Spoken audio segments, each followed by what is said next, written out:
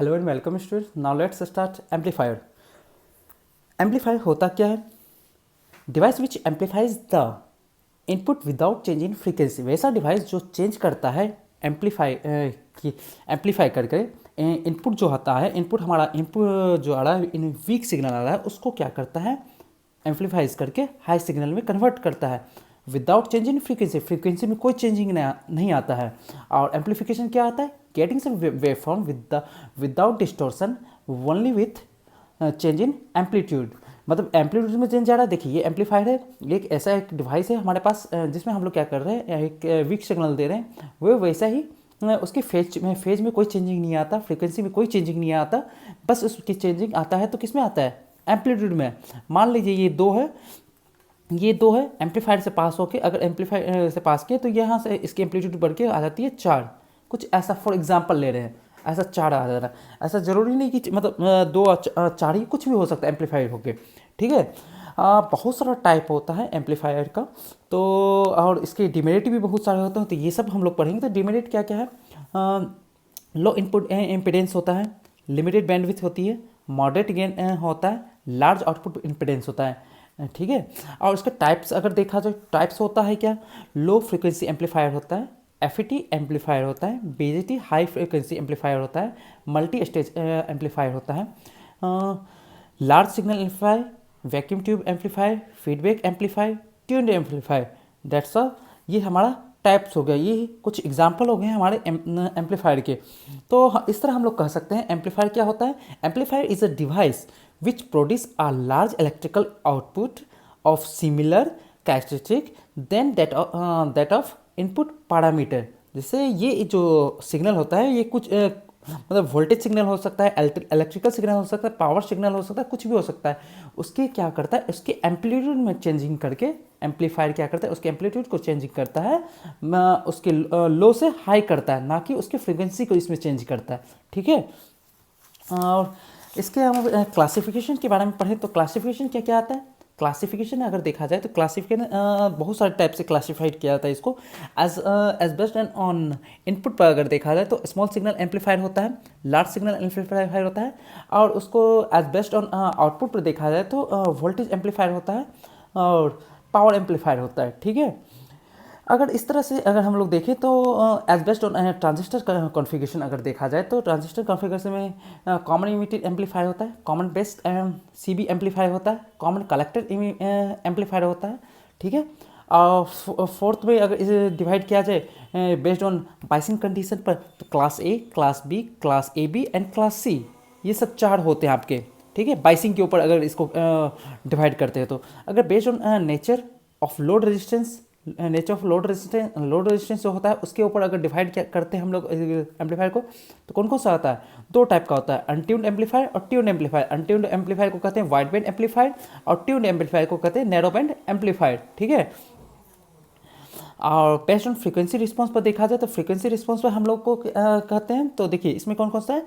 Direct coupled DC, जिसे direct couple को DC हम लोग डीसी एम्पलीफाई करते हैं, audio frequency F amplify, radio frequency RF amplify, और फोर्थ वन होता है ultra high frequency VHF UH, ultra high UHF हो गया आपको माइक्रोवेव फ्रीक्वेंसी एम्पलीफायर। अब based on number of stages, single stage amplifier होता है, मल्टी स्टेज एम्पलीफायर होता है, और लास्ट वन हम लोग इस तरह based on method of coupling between the stages, हम लोग कपलिंग होता है जो आगे अभी जाके पढ़ेंगे इसके नेक्स्ट में।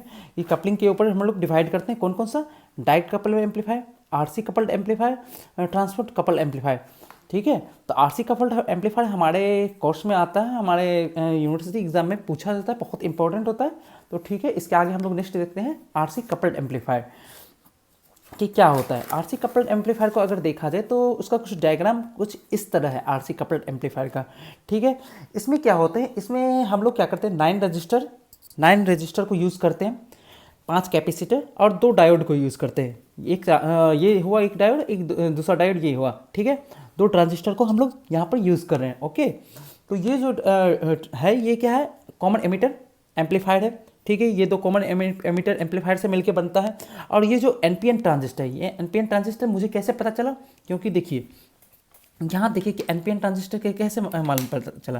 तो देखिए ये एन है, ये P है, ये N है, क्योंकि P से N की तरफ करंट फ्लो कर रहा है। देखिए कर रहा है ना, हम लोग ऑलरेडी पढ़ चुके हैं, ठीक है।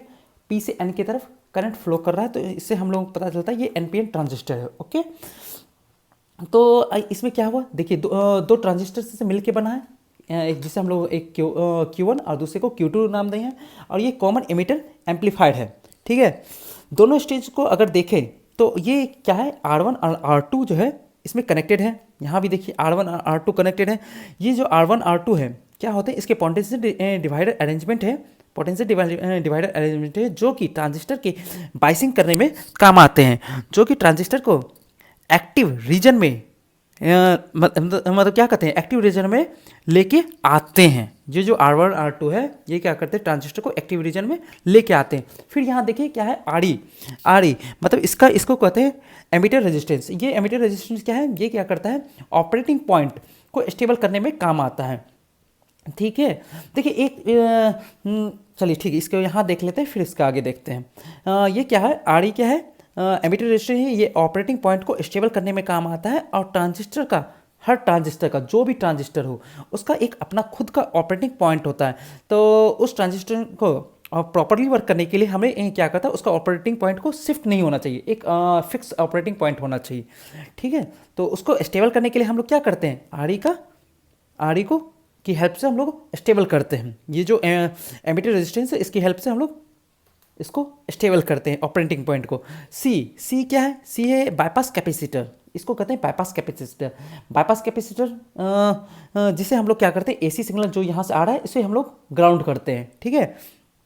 और ये जो सीसी है, देखिए ये सीसी जो क्या होता है, सीसी को हम लोग क्या करते हैं, कपलिंग कैपेसिटर है, जो कि हम लोग जो इसका आउटपुट होता है पहले ट्रांजिस्टर का, उसको दूसरे ट्रांजिस्टर में यहाँ डिवाइड करते हैं, कनेक्टेड करते हैं। और इसको हम लोग क्या करते हैं, यहाँ पर हम लोग देखिए इसको मतलब दो पार्ट में, दो शिफ्ट में, स्टेज में कर देते हैं। एक यहाँ मतलब यहाँ एक स्टेज कर दिए, कैपेसिटर से पहले एक बांट दिया, एक कैपेसिटर के बाद का स्टेज डिली, ये फर्स्ट स्टेज हो गया, ये सेकंड स्टेज आ गया।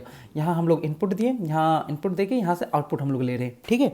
पर देखिए एक चीज़ हम लोग देखते हैं यहाँ, अगर यहाँ एक चीज़ देखें, कपलिंग जो यहाँ हमारे पास क्या है, कॉमन इमीटर है। कॉमन इमीटर को जो यहाँ हमारा CE यूज़ हो रहा है, अगर इसको यूज़ नहीं करें तो क्या होगा, इसके कारण क्या होगा, वोल्टेज ड्रॉप जो होगा RE पे बहुत ज़्यादा होगा। ये जो RE है इस पर वोल्टेज ड्रॉप बहुत ज़्यादा होगा, और बेस और इमीटर के बीच के जो इनपुट सिग्नल है उस पर क्या होगा, इनपुट सिग्नल कम फ्लो होगा। इसके कारण से पहली स्टेज का वोल्टेज गेन कम हो जाएगा, और हम ये नहीं चाहते हैं कि वोल्टेज गेन हमारा कम हो जाए।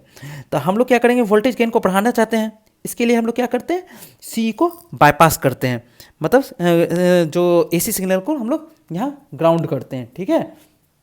इसके लिए हम लोग CE को यूज़ करते हैं।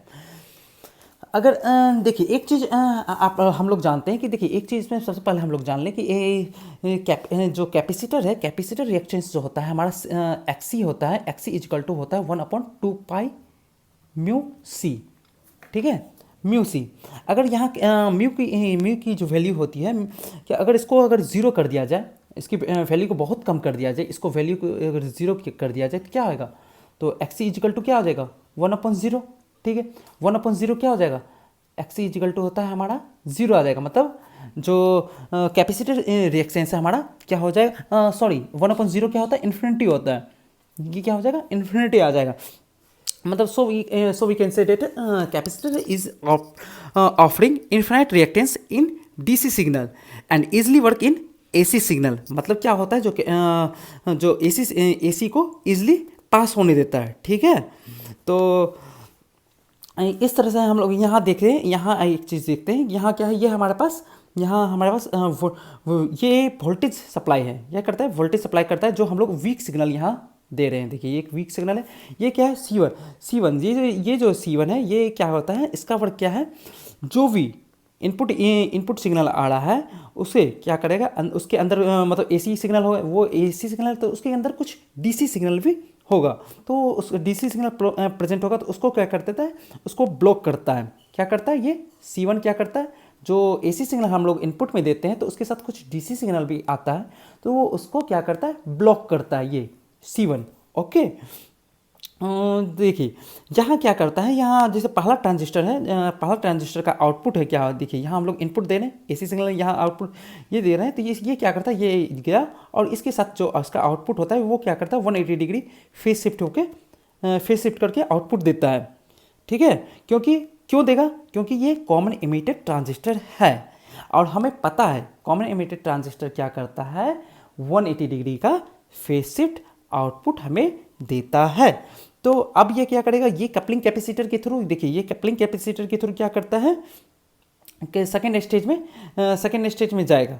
ठीक है, कपलिंग कैपेसिटर के थ्रू, और ये क्या करेगा, सेकेंड स्टेज क्या करेगा, इसका जो ये देखिए ये ऑलरेडी इसका जो इनपुट हमने दिए यहाँ से क्या किया 180 डिग्री फेस शिफ्ट किया, ये इसके थ्रू इसको सेकेंड स्टेज को दिया, सेकेंड स्टेज क्या किया, ये इसका इनपुट हो गया। अब ये क्या करेगा, ये भी कॉमन एमिटर है, ये क्या करेगा, ये भी एम्पलीफाइड करेगा, इस सिग्नल को एम्पलीफाई करेगा। अब 180 डिग्री का फेस शिफ्ट करेगा, तो 180 डिग्री का फेस शिफ्ट क्या किया, तो देखिए क्या मिला, जो हमें इनपुट हम दे रहे थे वही हमें आउटपुट में उसका मिला, ऑलरेडी मिल गया फेस शिफ्ट करने के बाद। तो इनपुट देखिए बस फेस शिफ्ट हुआ और आउटपुट में इसकी एम्पलीट्यूड हमें बढ़ गई, इससे जो एम्पलीफाइड कर दिया और हमें 180 डिग्री का फेस शिफ्ट के बाद हमें आउटपुट मिल जाता है। ठीक है,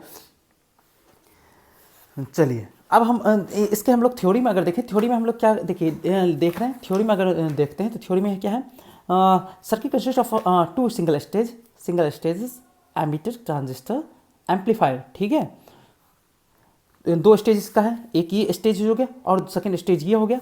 ठीक है, here 2 resistor R1 and R2 we are using for a proper biasing of transistor। Okay, हम लोग प्रॉपर बाइसिंग के लिए हम लोग यूज़ करते हैं R1 एंड R2 को। CC क्या है हमारा, कपलिंग कैपेसिटर, ये जो CC है हमारा तो ये कपलिंग कैपेसिटर है किसके बीच में, between both transistor Q and Q2।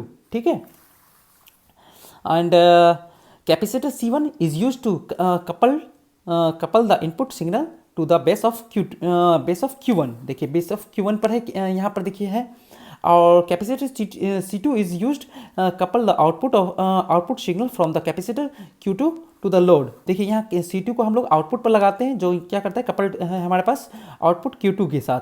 ठीक है, कैपेसिटर CE, देखिए C यहाँ भी लगा हुआ C और यहाँ भी हमारे पास लगा हुआ, इस दोनों जगह पर लगा हुआ C। तो हम लोग क्या करते हैं, C को क्या करते हैं हम लोग बाईपास करते हैं, जो AC सिग्नल हमारा हुआ उसको बाईपास करके हम लोग क्या करते हैं, बाईपास करते हैं और ग्राउंडेड कर देते हैं। तो C is will be bypass the emitter to the ground और the register RE help in bias stabilization and which is keeping the operating point stable. क्या करता है RE, क्या करता है इसको RE, देखिए यहाँ RE जो हमारे पास क्या करता है, जो ऑपरेटिंग पॉइंट होता है जो ट्रांजिस्टर का उसको स्टेबल करने में हेल्प करता है हमारे पास। ठीक है, चलिए इसका वर्किंग देखा जाए तो वर्किंग क्या है, AC signal is applied to the input of first stage, it is amplified by a transistor and appears across the collector resistor RC। signal is given to the input of the second stage through a coupling capacitor CC। ठीक है, जो हमारे पास input आया हमारे के पास AC signal आ रहा है, जो वीक सिग्नल आ रहा है वो क्या करता है, इसको क्या करता है फर्स्ट स्टेज से पास होकर एम्पलीफाइड होकर फेस शिफ्ट करके वो क्या करता है यहाँ इसको देता है कपलिंग कैपेसिटर को। कपलिंग कैपेसिटर क्या करता है, उसको पास करता है हमारे पास सेकंड स्टेज को, ट्रांजिस्टर को जो दे रहा है Q2 को। अब ये क्या करेगा, इसको पास करके एम्पलीफाइड करके क्या करेगा फेस शिफ्ट करके फिर से और हमें आउटपुट दे देगा। Second stage is made further amplification of signal and so overall gain is equal to the product of individual stage gain. ठीक है, इस तरह से हमें मिल जाता है जो हमारा क्या कहते हैं एम्पलीफाइड सिग्नल मिल जाता है। और हम लोग इसको देखिए हम लोग यूजेस भी पढ़ेंगे इसके आगे भी पढ़ेंगे कि किसका यूज़ कहाँ करते हैं, सब चीज़ पढ़ेंगे। ठीक है,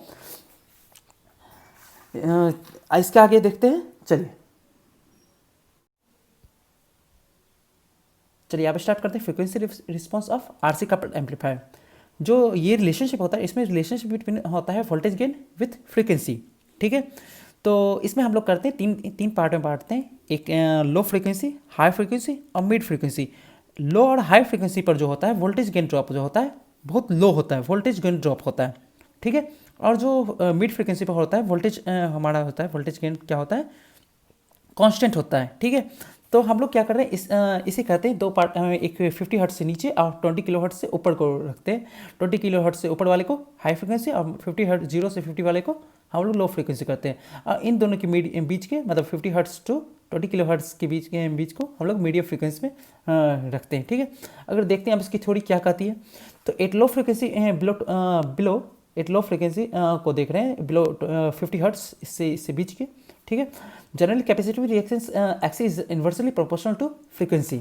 ठीक है, हम लोग को पता है कि कैपेसिटिव रिएक्टेंस का जो एक्सी होता है वो इन्वर्सली प्रोपोर्शनल होता है हमारे पास फ्रीक्वेंसी को। अगर फ्रीक्वेंसी को बहुत ज़्यादा बढ़ा दिया जाए तो ये कम हो जाएगा, पर अगर इसको कम कर दिया जाए, जीरो रख दिया जाए, तो क्या होगा, जो कैपेसिटिव रिएक्टेंस है हमारा बहुत ज़्यादा हो जाता है। मतलब कपलिंग कैपेसिटी रिएक्टेंस बहुत क्या होगा, कपलिंग कैपेसिटी रिएक्टेंस ज़्यादा हो जाएगा और ज़्यादा एसी सिग्नल के पाथ में ज़्यादा रिएक्टेंस प्रोवाइड करने लगेगा। मतलब जो हमें फर्स्ट स्टेज में क्या कर रहा था, जो फर्स्ट स्टेज में एम्पलीफाइड सिग्नल मिल रहा था वो बहुत कम, उसका बहुत कम पार्ट क्या करेगा, सेकेंड स्टेज में जाएगा थ्रू कपलिंग कैपेसिटर। हम लोग ऑलरेडी देख चुके हैं कि दो स्टेज में बांटे थे, थ्रू दोनों स्टेज को हम लोग कपलिंग कैपेसिटर के थ्रू हम लोग कनेक्टेड कर रहे थे। देखिए यहाँ कपलिंग कैपेसिटर रिएक्टेंस है, इसको फर्स्ट स्टेज में और सेकेंड स्टेज हुआ। ठीक है, तो इस चीज़ के कारण से वोल्टेज गेन ड्रॉप जो होगा डिक्रीज हो जाएगा। और इस तरह से हम देखते हैं कि लेस देन 50 हर्ट्ज क्या होता है, वोल्टेज गेन डिक्रीज हो जाता है। ठीक है, अब हम लोग देखते हैं, देखिए अब एट हाई फ्रिक्वेंसी एवं 50 किलो हर्ट्ज देखते हैं। देखिए 20 किलो हर्ट्ज इस पर देखते हैं, तो अगर कपलिंग कैपेसिटिव रिएक्टेंस का देख रहे हैं, कपलिंग कैपेसिटिव रिएक्टेंस को अगर in this reactance capacitive CC becomes quit small. इसमें क्या होता है, तो जो कपलिंग जो हमारे पास सीसी जो है, ये है कपलिंग कैपेसिटी रिएक्टेंस है, वो करता है एक बहुत ही छोटा होता है, बहुत ही ज़्यादा छोटा। तो वो क्या करता है, तब शॉर्ट सर्किट की तरह बिहेव करता है। Therefore it behaves like short circuit. ठीक है, मतलब क्या करता है, फर्स्ट स्टेज में जो आने वाली एम्पलीफाइड सिग्नल है उसका कोई भी रिएक्टेंस प्रोवाइड नहीं करेगा। जैसे फर्स्ट स्टेज में जो यहाँ पर हमारे पास जो सिग्नल आ रहा है, इसका जो सिग्नल है इसका क्या करेगा, रिएक्टेंस प्रोवाइड नहीं करेगा, जिसके कारण से क्या होगा, फर्स्ट स्टेज का जो एम्पलीफाइड सिग्नल है वो सेकेंड स्टेज में पहुँच जाएगा और फिर डायरेक्टली पहुँच जाता है। क्या करता है, डायरेक्टली पहुँच जाता है और जो क्या करता है, जो सीसी और जो सीसी है जो वो ऑलरेडी हमें पता है कि ये शॉर्ट सर्किट की तरह बिहेव कर रहा है। मतलब इसके कारण से क्या करेगा, सेकंड स्टेज का जो लोडिंग होता है, सेकंड स्टेज का लोड हो जाता है, क्या होता है, बढ़ जाता है। और इसके कारण से क्या करता है, गेन क्या होता है, हमारा जो गेन होता है, वोल्टेज गेन होता है, उसके कारण से हमारा कम हो जाता है। ठीक है, देखिए in this reactance of the capacitive CC becomes quit small, बहुत ज़्यादा कम होता है, जिसके कारण से क्या करता है, फर्स्ट स्टेज का जो एम्पलीफाइड सिग्नल होता है वो डायरेक्टली हमारे पास सेकंड स्टेज में पहुंच जाता है। ये शॉर्ट सर्किट की तरह बिहेव कर रहा है, तो behave like short circuit. The loading effect of the next stage increases which reduces the voltage gain. देखिए क्या करता है, वोल्टेज गेन, इसके कारण से लोडिंग इफेक्ट हमारा क्या करता है, बढ़ जाता है, और क्या करता है, वोल्टेज गेन हमारा कम हो जाता है। Emitter diode plays important role. Emitter diode जो होता है वो इंपॉर्टेंट रोल प्ले करता है इन हाई फ्रिक्वेंसी में। ठीक है, increases the base current of transistor due to current gain beta reduces, hence the voltage gain rolls off at high frequency. Okay, voltage gain क्या होता है, कम हो जाता है यहाँ पर। ठीक है, अब हम अगर इसको देखते हैं, अगर हम तीसरा देखें, at frequency 50 hertz to 20 kilo hertz. ठीक है, ये इसके बीच की, यहाँ से यहाँ तक के बीच के हम लोग देखते हैं। ठीक है, अगर इसके बीच का देखें तो effect of coupling capacity reactance क्या होता है, जो एक्सी इज इक्वल टू हम लोग को ऑलरेडी पता है 1/2 पाई म्यू सी। जैसे यहाँ क्या करते हैं, जैसे जैसे म्यू की वैल्यू को बढ़ाते हैं, जैसे जैसे म्यू की वैल्यू बढ़ाते हैं, हमारी जो कपलिंग कैपेसिटी रिएक्टेंस है, एक्सी की जो वैल्यू है वो क्या होता है, घटता जाता है। ऑलरेडी हमें पता है ना। यहाँ देखिए क्या होता है, जो एक्सी की यहाँ जो म्यू की वैल्यू को बढ़ाते हैं जैसे जैसे, वैसे क्या होता है, एक्सी की वैल्यू घटता जाता है। मतलब कपलिंग कैपेसिटी रिएक्टेंस घटता जाएगा। ठीक है, मतलब ज़्यादा से ज़्यादा फर्स्ट स्टेज का इनपुट है वो सेकेंड स्टेज में चला जाएगा और या जाना शुरू कर देगा। ठीक है, जिसके कारण से वोल्टेज गेन बढ़ना शुरू कर देता है, ठीक है। पर यहाँ एक चीज़ हमें एक चीज़ और देखने को मिलता है इसके साथ, जैसे जैसे म्यू की वैल्यू बढ़ता है वैसे वैसे क्या होती है, एक्सी की वैल्यू घटता जाता है, जिसके कारण क्या होगी, जिसके कारण ज़्यादा सिग्नल क्या होगा फर्स्ट, जिसके कारण से सिग्नल क्या होगा सेकेंड स्टेज में जाएगी, और इसके कारण लोड इफेक्ट हमारा बढ़ता जाएगा। क्या करेगा, लोड इफेक्ट क्या होगा, बढ़ता जाएगा, और वोल्टेज गेन हमारा कम होने लगा। तो इसके साथ देखिए ये दोनों इफेक्ट एक साथ होता है, मतलब क्या कर रहा है, यहाँ पर बढ़ रहा है, इसके कारण यहाँ देखिए यहाँ क्या जैसे जैसे बढ़ रहा है तो एक्सी की वैल्यू घट रही है, और यहाँ पर क्या हो रहा है, जिसके कारण मतलब डायरेक्ट सेकंड स्टेज में जा रहा है, सेकंड स्टेज में क्या हो रहा है, वोल्टेज गेन भी बढ़ रहा है, लोड इफेक्ट के कारण से वोल्टेज गेन क्या हो रहा है, कम हो रहा है हमारे पास। ये दोनों इफेक्ट एक साथ चलता है, तो क्या करता है, इस दोनों को एक साथ चलने के कारण से क्या होता है, ये एक दूसरे को नॉर्मलाइज कर देता है, लोडिंग इफेक्ट वोल्टेज के लोडिंग इफेक्ट के कारण वोल्टेज गेन जो कम हो रहा है इस दोनों को नॉर्मलाइज करता है, जिसके कारण से वोल्टेज गेन कांस्टेंट हमारा हो जाता है, ना कि घटता है और ना ही बढ़ता है यहाँ पर। तो ये हमारा जो कांस्टेंट होता है ये हमारा मिड फ्रीक्वेंसी रेंज के अंदर होता है, 20 किलो हर्ट्ज और 50 हर्ट्ज के बीच में, ठीक है। अगर इसकी एडवांटेज देखा जाए तो एडवांटेज क्या है, most convenient in list compressive expensive होता है, multi stage amplifier provide less frequency and distortion. और डिसएडवांटेज क्या होता है, overall gain of amplifier is comparatively small, बहुत होता है एम्पलीफायर होता है अच्छा एक चीज़ अगर हम लोग देखें तो जैसे जैसे हम लोग छोटे से एम्पलीफायर लेते हैं तो उसमें कम साउंड होता है, और जैसे जैसे एम्पलीफायर बढ़ाते हैं तो उसकी साउंड की बहुत ज़्यादा एम्पलीफाइड करता है।